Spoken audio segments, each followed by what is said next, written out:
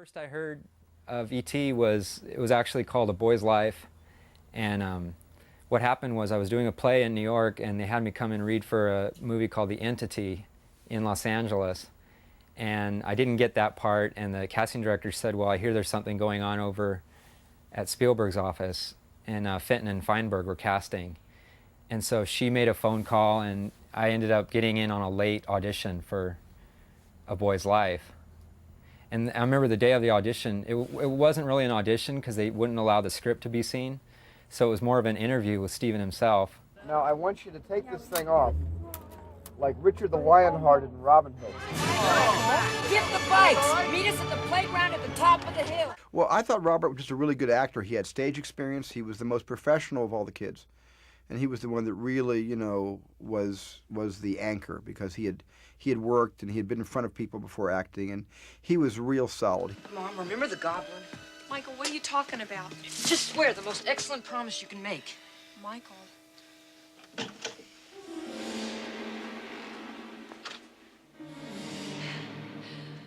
That's terrific. I didn't have to audition after. I think I had done my audition in used cars, and Steven is the master at casting.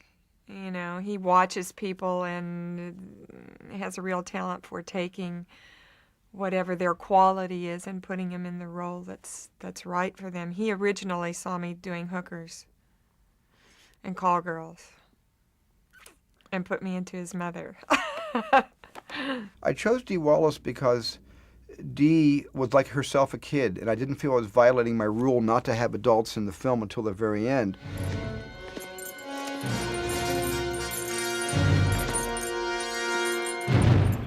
The first time I met Steven, I was brought down by a casting agent named Mike Fenton, who was a big fan, and he really tried to help me a lot when I was starting. And he wanted me to meet Steven for Indiana Jones. And he asked me, he said, can you wear a hat? I said, well, I wear hats all the time. And he didn't really say much. They just had, Steven was in a room, and he gave me this fedora and told me that I was going to be a swashbuckling adventurer and just go in and meet the guy. And I walked in. As I walked in, I tripped over a lampstand. Had I made Raiders a comedy, I would have cast Peter Coyote to play Indiana Jones if it was such a straight-out comedy, because he was kind of awkward and clumsy and stuff. But I think he made a good impression on me, and I remembered him, and then those memories carried over. And I said, whatever happened to that guy that kept knocking things down? You know, when he came into audition for me and George for Raiders and gave him the part. Action. It'll be all right. Oh, would you like the flowers? Cut. Great. Good. Print that one. Last two also. Great. Next shot. I would hang out with Robert. It would be cool, you know. But when all the other guys kind of came there, then it was like I was the little brother trying to follow the guy around, which worked because that was kind of the character in the beginning, you know. And until I find this this alien, nobody really wanted to be my friend, you know. So, but it's kind of weird though. I mean, we had a great time, I think.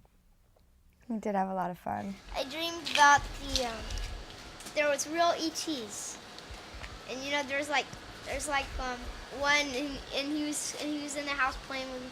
All of a sudden, we heard this giant noise.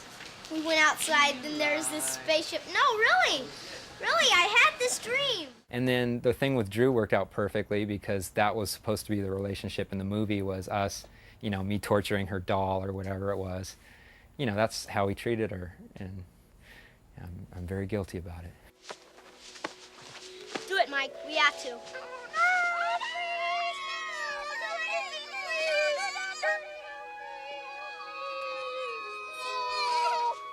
Promise? Yes. One of my jobs as associate producer and writer was to rehearse with the kids, and it was great fun because they're just a lot of fun to hang out with. Robert, guess what happened today? Elliot's little speech that he says to the elf. I mean, is that plausible? I don't like that either. You do have to. You have to play your If you're using your character. charisma and you have to talk to somebody, then you're supposed to sort of speak in. Yeah, that's the whole thing of it. You have to role play your Little character. words, right? You don't gotta just role say play. my character goes over there. You have to role play him. Right. Okay. You have You're to an role actor. You play. can do that. Yeah. And we'd rehearse, and they would catch me on misspellings, or they'd give me a bad time about some piece of dialogue, or they'd come up with something they thought was better. And I finally had to kind of show them who was boss, I think, at some point, tell them that I was the writer. They were the kids. They'd have to do what I said. Maybe an elf or a leprechaun. It was nothing like that, penis breath. Elliot! Sit down. It was very strange as a child with things like that, because I had been brought up where, you know, kids just didn't say those kind of things, you know. But it was really, I mean, in fact, I got away from saying holy shit. I just had to say penis breath, and that wasn't that bad, you know, because it was an anatomical term, I guess. So I think Grandma could live with that one. Well, Melissa did something that no one's ever done for me on a movie that I directed before or even since. And that is, she put every day's work on cards. She put the entire script of that day, not the whole week, just that day, on little IBM cards, 3x5 cards. And she put the dialogue in, and she put the stage directions in, and she transferred the script to small form. So these cards gave me amazing confidence. Rather than going through the unwieldy script and looking at my line script, which is full of notes and lines and everything, instead I had these little cards, and I was suddenly kind of liberated. I was unencumbered by the script and all that. I could walk on these cards in my pants pocket or my shirt pocket, pull them out and say, okay, this is what I'm shooting right now. And the cards somehow gave me the freedom to be able to go to the kids and say, here's what's on the card, and we'll do these lines, but let's make it up at the same time. What would you say if this really happened to you? You know, Drew and Henry, what would you say if this was really happening to you? And I continued to try to get the kids to put their own lines in the movie. It's Gertie's line when she looks down and says, I don't like his feet. That's Drew's line. I don't like his feet. A lot of the kids, you know, found wonderful things to say that came from the truth of themselves that they were able to put into the movie.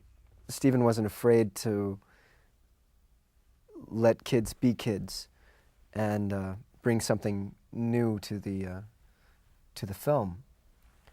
He had this table set up in Elliot's bedroom, and there was just all this junk on there, you know, just Star Wars toys and little gadgets and everything. And he said, okay, well, what I want you to do is, you know, you've brought him to your room, and show him what's on your table. You know, go down the line and just, you know, introduce everything you can.